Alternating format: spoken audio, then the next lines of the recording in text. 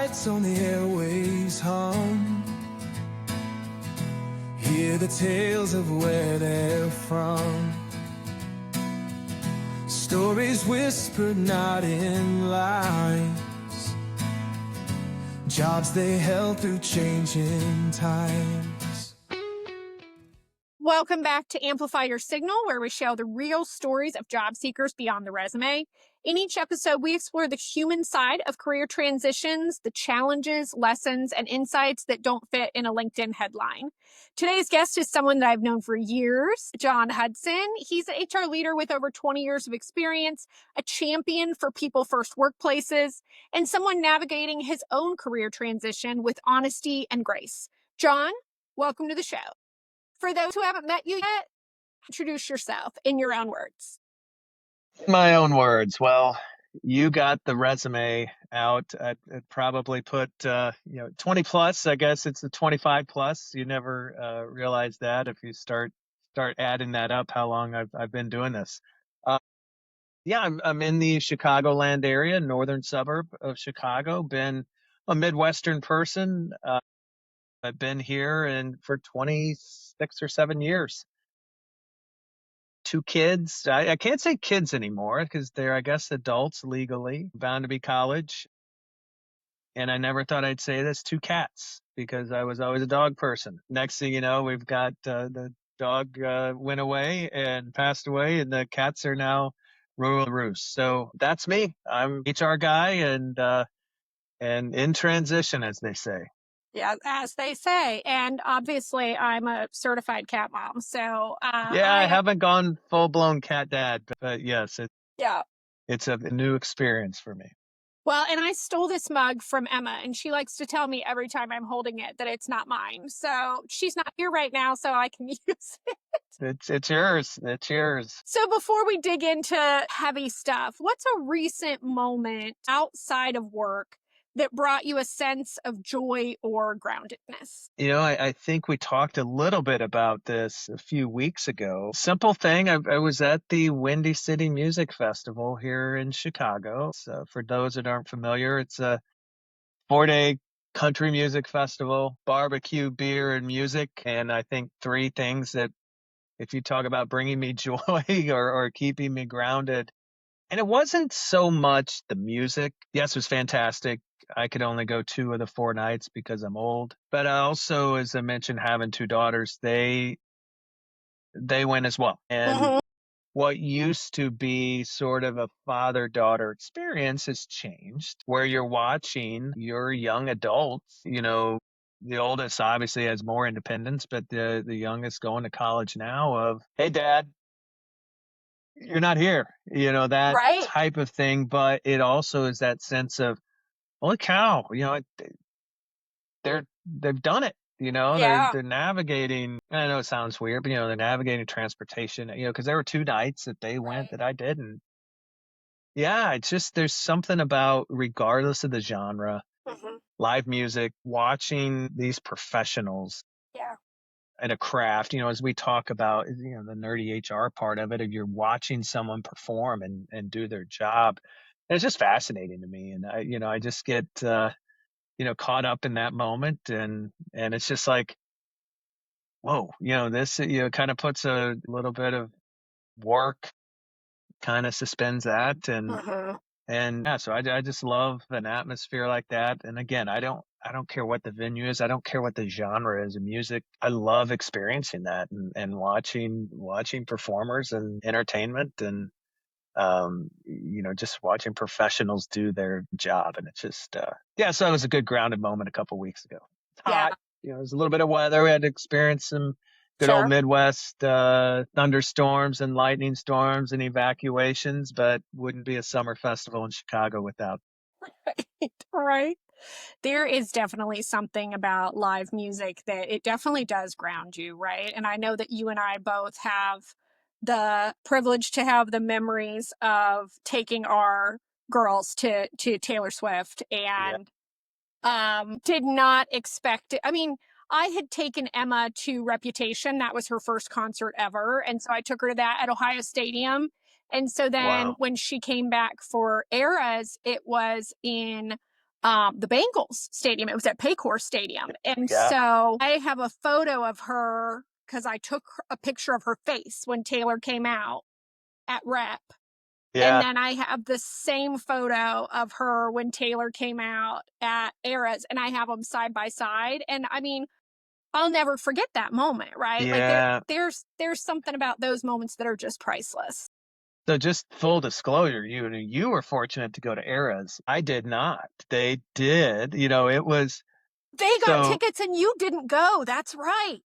bought tickets. Yes. Yeah. After seeing the prices, it was like two is good, but it started, I mean, a similar situation or similar experience you had 1989 tour Yeah.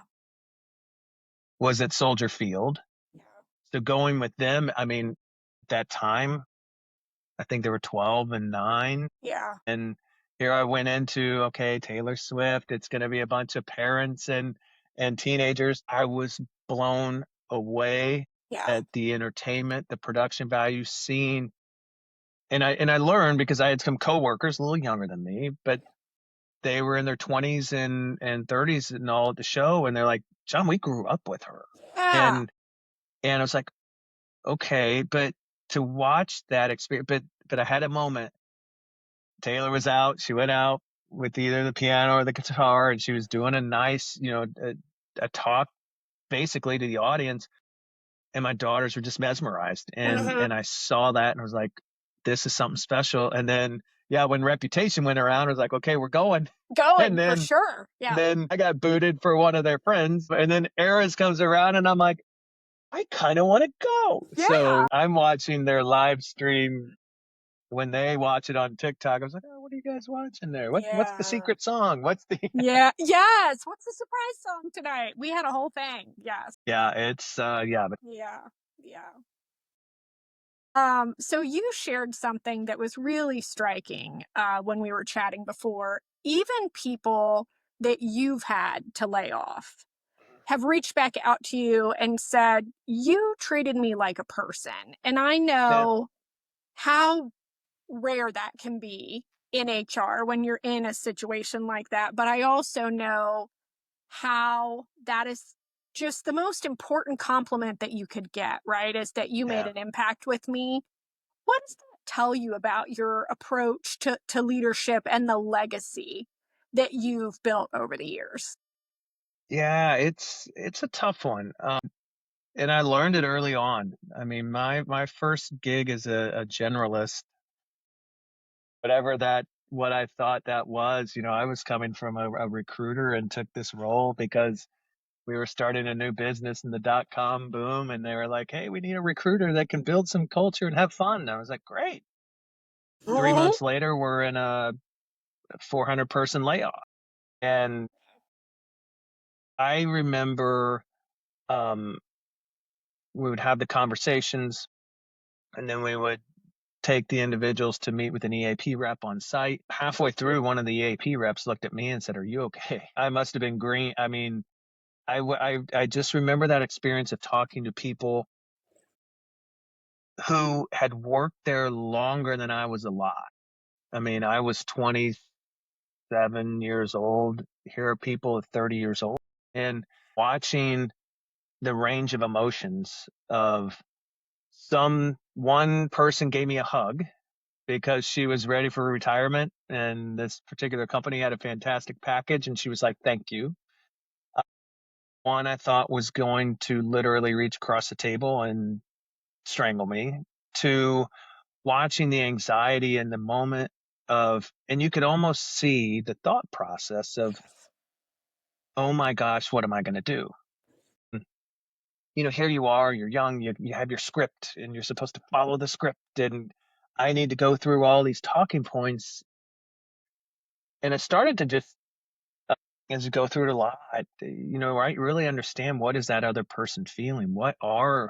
Holy cow, what would happen to me Right. if I hear those words? And what are all the things that would go through my mind? And so I would try and put myself in that position of, this person doesn't care about Cobra or when their computer's going to be shut off, or what's going to happen in the next 6 months, of all the things that are on your talk sheet.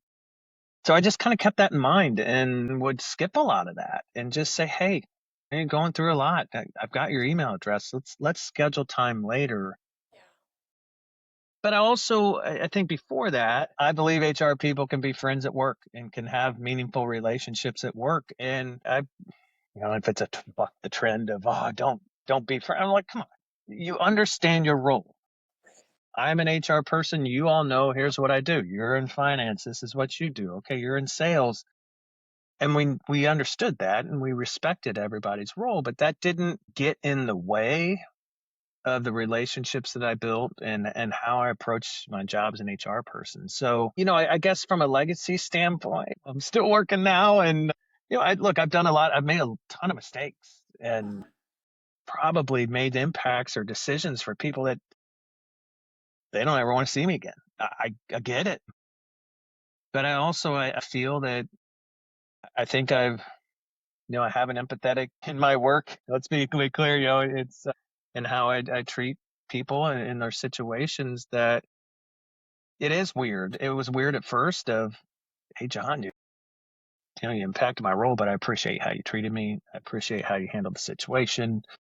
And I was just like, yeah, I guess it's the way my mom raised me, regardless of the situation to understand where someone is and everything else. And it's, as I'm going through it, I get it, the range of emotions, um, and to have someone on the other side to at least have a sense of comfort or empathy or understanding, I think it makes all the difference.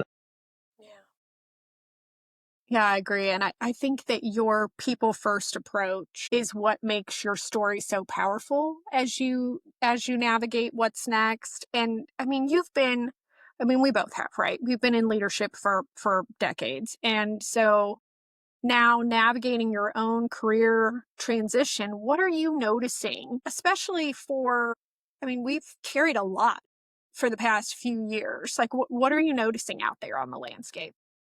Yeah, just like it's been forever. Job boards are sorry. I hope you don't have a job board sponsor.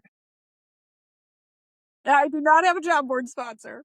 They're necessary, but kind of ineffective. Full disclosure, I was impacted at the beginning of June, Mhm. and I took a break. So I'm just in the process of ramping that search up. No, I haven't. It wasn't a full no break. I was intentional about reaching out, contacts. I haven't gone full blown LinkedIn yet. Mhm. The announcement because I wasn't ready.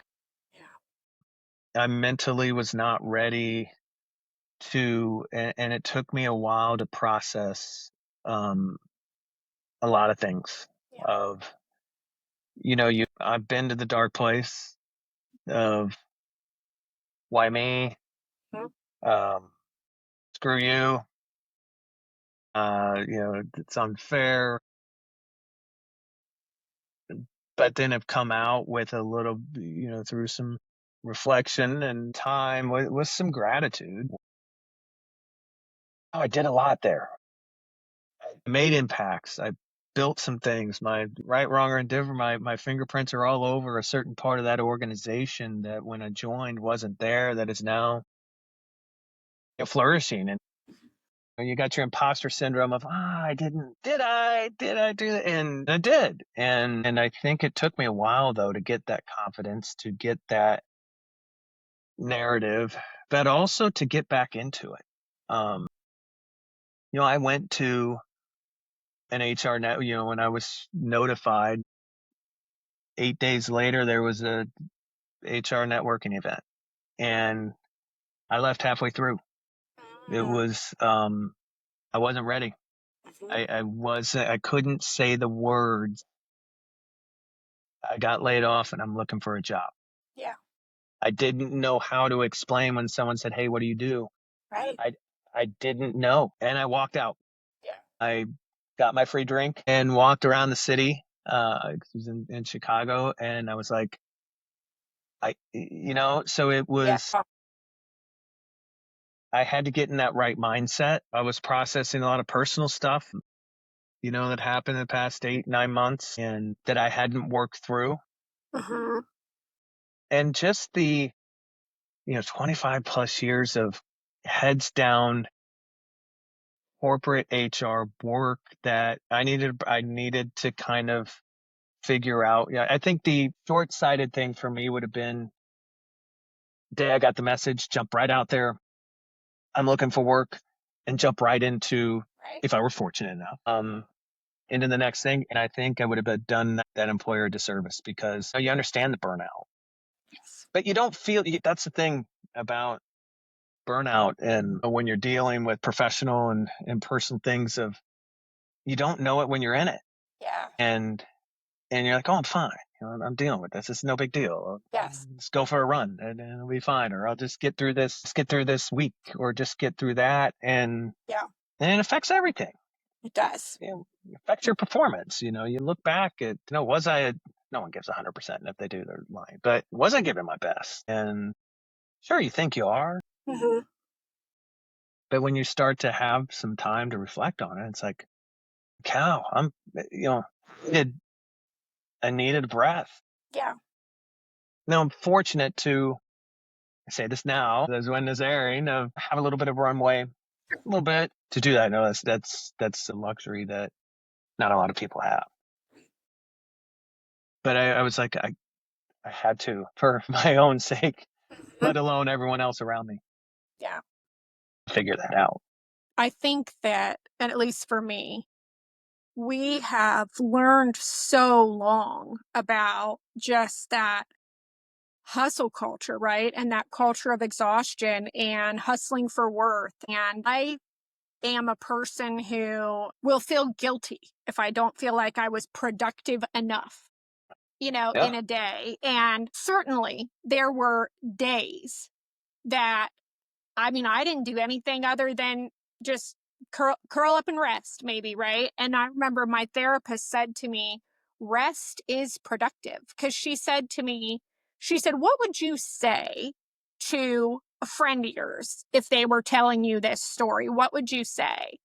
And I said, oh, well, I would say if all you did that day is survive, then you did enough. And she said, why can't you say that to yourself? And it's because I never believed that rest was productive. I got plenty of, stuff in my history where if I was seen sitting and not doing anything, I was asked why I wasn't up and doing something. yeah, And so, I was yeah, programmed that achievement is what gets rewarded and rest is not productive and all those things. And when you believe that and you're programmed that way and you just push and grind so hard for so long, it tried to kill me, right? yeah, But yeah, yeah. it definitely, learning that lesson, I feel like, is a gift that you have a second chance to not do that to yourself anymore going forward. And so I definitely see what you mean about having the gratitude of what you did before, but then also I've got this opportunity to do something different now. This is, I guess it's rare, fortunate for me. I've never experienced this. Yeah. I'm not going to say how many decades I've been around, but when I look at my friends and colleagues and peers around me that have experience, I've been coaching a lot of Right. them through layoffs Yes. and through in transition. And it was like, holy cow, this has never happened to me. And I think it's been rare Right. because, how many people's stories are, I got fired when I was 25 and that turned my life around. And now you too can be, Right. everyone has their layoff story or Uh-huh. fire story that has created their pivot, created that spark. I, like I said, almost 27, 30 years of not having to experience it. And, Yeah. um, so it is, when you're on the other side, when you coach people, when you work with them through career transition and how to do that, you're like, oh, this is easy. I can navigate this myself. I do this. And it's why they say, the best coaches need coaches. The best therapist needs therapy, their own therapy. And, and I'm getting that. I'm understanding that of I need help. And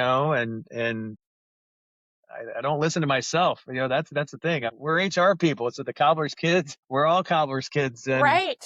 And I'm like, hey, I'll drop everything to help you and help someone else with their career thing. And I'm like, oh crap, Yeah. I got to drop everything else for myself. Yeah. And I'm finding that I think is tough for me. Mm-hmm. And I just had to get, as I said, I had to get in the right state of mind. Yeah. But getting there has its challenges. Yeah. But for sure. Especially when you got some that depend on you, depend on an income or a perceived way of support, Mm-hmm. and balancing that of what the hell are you doing? Why don't you have a job? Why, and it's tough to give that answer if I need a break. Yeah. Not everyone always receives that in the gentle, caring way of, Right. that's great, but what about X? Mm-hmm. And also, it takes some sacrifices. It takes some tough conversations. Sure. But it was something that I wouldn't have been able to either show up well or focus had I not kind of worked through Yeah. what I needed to work through. Right. And now I'm right. I mean, it's like, and I don't know what clicked. I don't know. There's no prescribed, hey, follow this method, and this is what Right. I did. I mean, I one of the things I've done, I've kept a routine. Mm-hmm. When you don't know, but I'm going to tell you because everyone knows you're a runner because someone tells you. I have a small running group of employed friends. So, it's like, why are we running at 6:15 a.m.? I don't have a job. I don't need to do this. This is, but they're like, I do. So, I kept some of those routines. I shower, I shave, but I don't have a magic formula that says if you follow these 3 steps, this is how and you don't. I mean, we're human. Yes. And I've watched a lot of friends that just was like, I got notified Friday. I was interviewing the following Wednesday and I started the next Monday. And I'm like, then that's great. And Yeah. thriving, they're doing well. Right. And so and there are also different factors of that, of whether it be financial, whether they be personal or whatever. But it is tough until you go through it. But you talk to a lot of people who've been through it, and I've done a lot of that. So Yeah. it's a journey. Well, I'm glad that you took the time because you had it, right? Yeah. And that Again, now you're very fortunate. I know. yeah. And now you're in a spot where you're like, okay, now I'm ready, and you've processed through. And I mean, it's funny because if you don't take the time, I believe that it's going to show back up in other ways. So like you said, maybe you would have started something new too soon and been brand new into it and just not figuring out why you can't be successful or you Yeah. can't feel it and get into it. And it's because you didn't process through what you had Yeah. before. I mean, I Yeah. was I getting think to the that's point powerful. the past couple of years. It's just that paralysis, and that's the only thing of what do I do? What do I do? There's so much coming at you. Yeah. Um, I'm going to screw up this parable or whatever, but I learned it through it was change management years ago of a lion tamer. The reason they use a chair with 4 legs, back in the day in the circus, I don't think they do this anymore, but you'd have that lion tamer with holding a chair. Yeah. And here's this calm tiger or lion. And what it would do to the lion or the tiger is there are 4 chairs. They could not focus on one thing. They would see 4 Hmm. legs and it would paralyze them. So when you think about that, when you're going through change, when you're going through multitasking that everyone says they are, but we know it's not real, Mm-hmm. is there were times I was feeling like I'm staring at this 4-legged chair and I was like, which leg is coming at me? Which one do I tackle first? And you just freeze. And Yeah. that always remind me of that tiger or lion that's sitting there on that just frozen.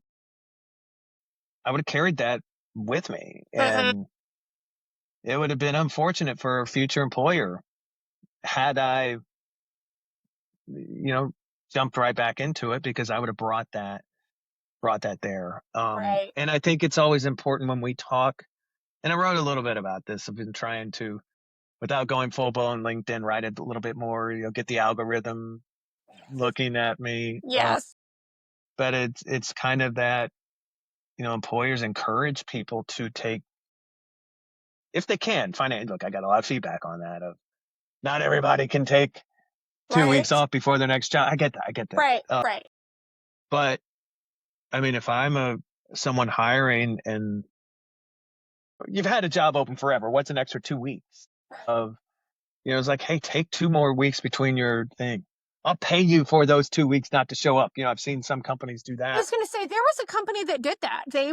They Yeah. gave you They paid you 2 weeks to paid not off in work. the beginning. Yep. Yeah. Yeah. No, they always make you wonder what's your culture?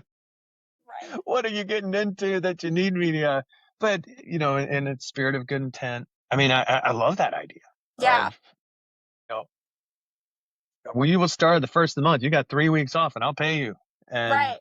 get your mind right, do whatever you need to do, get your affairs in order. Yeah. And I just think, when we talk about getting people to show up as their best, Hmm. you got to be rested. You got to be, I mean, that rest is so important. Rest is And so important. anything you do. Yeah. So, how are you staying open to opportunities while being really intentional and selective about what comes next? And this is where I think the tension comes in Hmm. of, you realize what's going on in the economy. I realize I'm, we'll put it in HR terms, over 40 experience, decent, compensate, Yeah. how do you choose the roles you want to versus not being greedy Mhm. and pass up an opportunity because you don't know Right. when it's going to happen. So in this break, if you will, I wasn't totally doing nothing. I've had a couple interviews that were things that I sought out. I Mhm. saw that I was like, whoa, this looks cool. Yeah. This looks like something I want to do. Whether they be a long shot or something different, a different industry, different size organization. It was something that aligns with my values, my purpose, my interests, whatever that word is. Yeah. So I've been focusing on those, but it's delicate process of, everybody wants to be selected, but I don't know if we're in an economy to, or a state in the job market to be selective. I think it's been tough, and I'll probably get a little better perspective of that here in the next few weeks of, because I have in my head, I have a timeline. Ideal. I don't always control that timeline, but sort of the phases of, hey, I took a break. Hmm. Now this is sort of phase one of, I'm going to work on this tactic and activate the network and be a little more public. I kind of did things behind the scenes in that first phase, take a break, but also do some intentional reach outs. So this next phase is going to be a little more public of, hey, y'all, I don't know if you know, I'm looking for a job. Right. And so I think that's going to bring, I hope, a different set of outreach and opportunity. But yeah, we all want to be selective, Hmm. but I'm also in a different phase of life of, for so long, as I mentioned, my youngest going to college, I'm empty nesters here coming up, of everything that I did up to this point. I'll call it conservative, but it was a need, that steady 2 weeks, the benefits, this 520, everything we did was for those two, Right. getting them to their next phase. In their case, college. Need to be everything, maximize every benefit, every saving you can do for them. Right. Now it's, wait a second, I don't have basketball practice to go to or games to get to.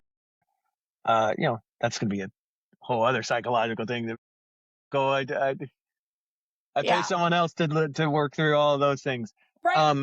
but it's opened more opportunity for me of, wait, I can travel. Yes. Maybe you take those higher risk, high reward roles that you did not look at because for fear of stability and steady paychecks, that's what I've taken the time to really open up of what kind of roles now interest me, because there's a whole section of roles that I wouldn't consider because they weren't safe, they weren't Right. stable, or it involved travel or potential relocation. Those things are now on the table. So, I think that's been a new thing learning for me of, yeah, I'll travel. Will I relocate? I'll listen to it. Sure. Whereas before it's like, no, hell, I can't. Whereas now it's like, I don't know. Let's talk. What's the opportunity? Yeah. So I think this is because of the next phase of life where I am. Yeah. I think it's opened up a whole new job scope, Hmm. role, industry that I had intentionally ignored due to my perception of stability, of Yeah. needing to be here. Um, so that's an exciting thing too that I got time to reflect on. It's like, why not? When I look at heads of HR, smaller organizations where I no longer wanted to be, I was like, absolutely. Yeah. So, I think that's a big shift in this next phase of life. So you're sending a message to prospective employers, colleagues, and the broader community to understand about you as you move forward. What do you want them to know?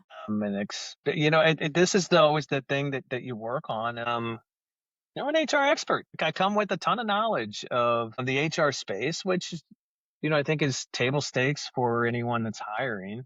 Yes. Um, I've got a varied background from financial services to media, dealing with big brands, professional services, consulting. But I think most importantly is, one of the things is kind of back to that legacy talk of more than you treating me like a person. I think one of the things that is like, you're not a typical HR person. And one that makes me, I'm like, what do you mean? Who hurt you in the past? I'm so proud of that when people It tell me is, but it's that. like, have we done that much of a disservice as HR Yeah. folks? It's like, Yep. what? But I think it speaks to a lot of stuff is common sense of what we Uh-huh. do. Yeah.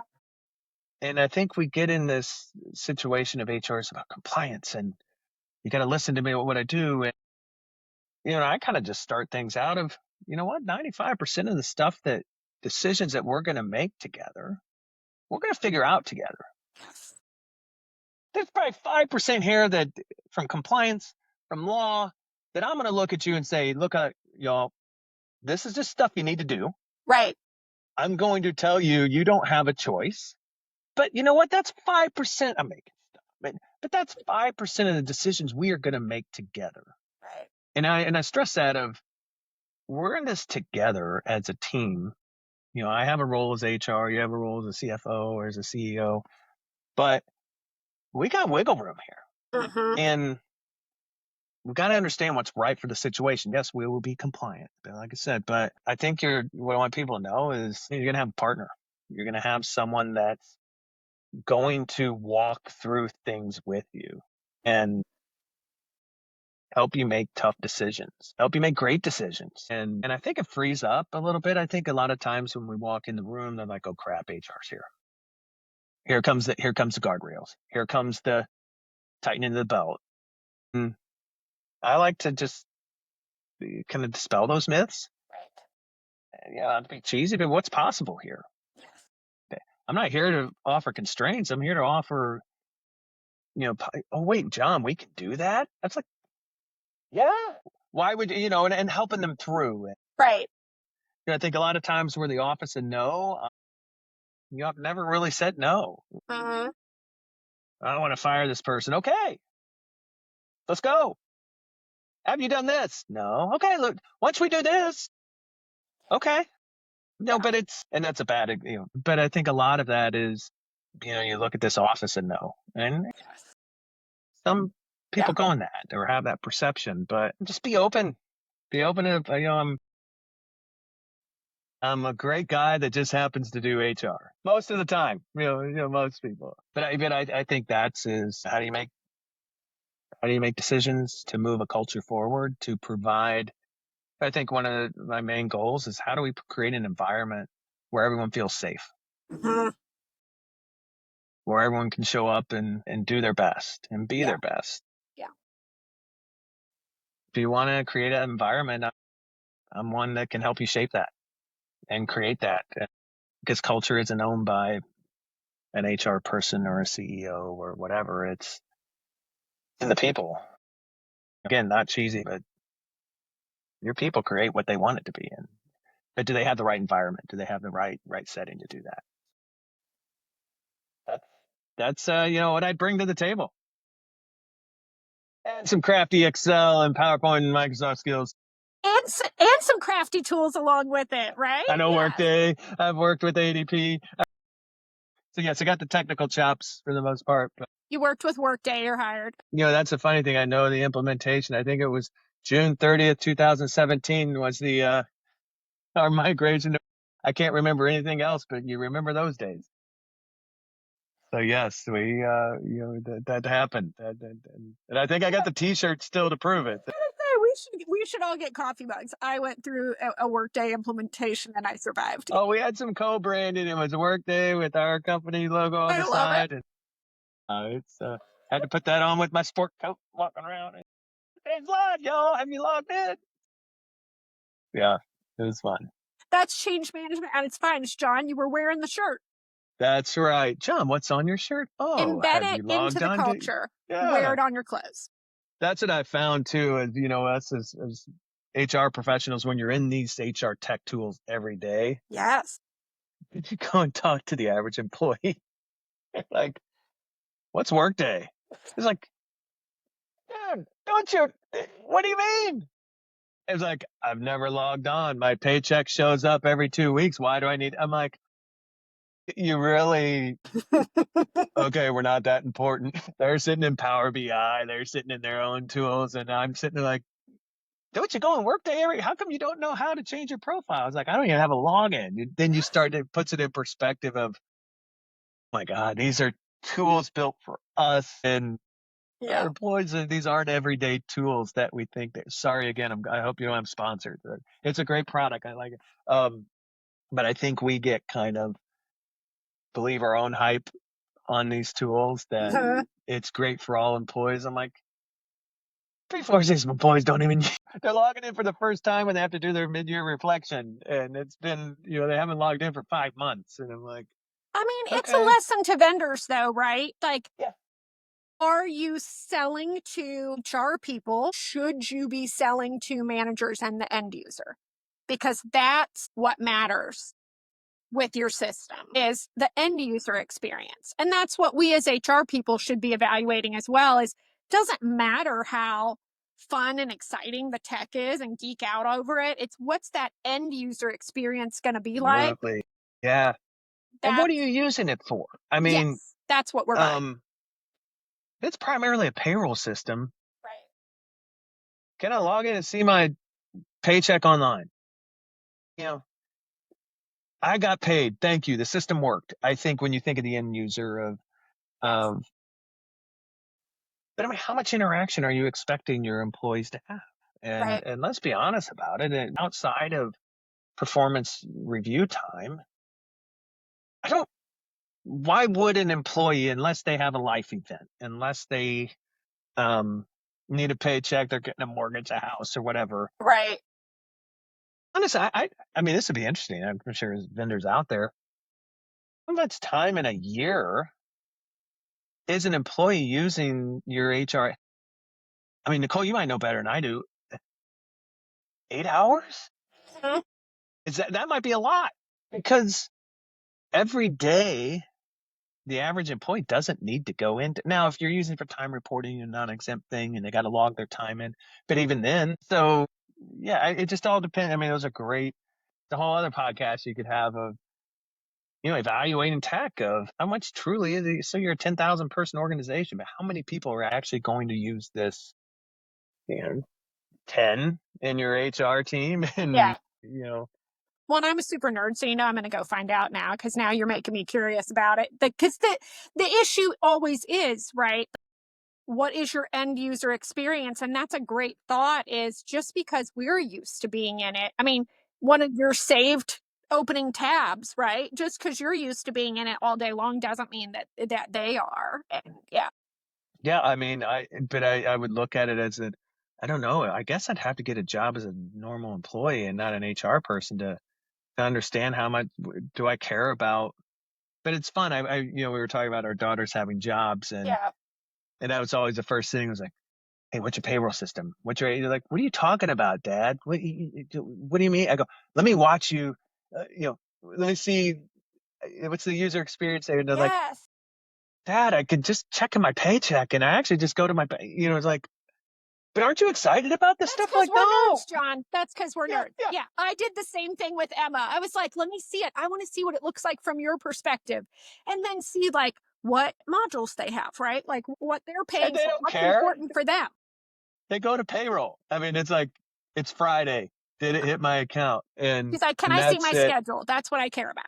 That's right. Yeah, that's the when they were working at the grocery store, it was like, here I can see when my hours are for the next week, but Right. and where I need to enter my time, but Yes. they didn't care about all that. They're like, Dad, you're weird. Yeah, we're weird. Yeah. So I think, yes, you're right, Nicole. I think you and I are this user that is I think you're right. We ignore that. The vendors ignore Yeah. that or HR people don't really take the time to understand what is my actual user experience. Why do I need my employee? What are they going to be doing here?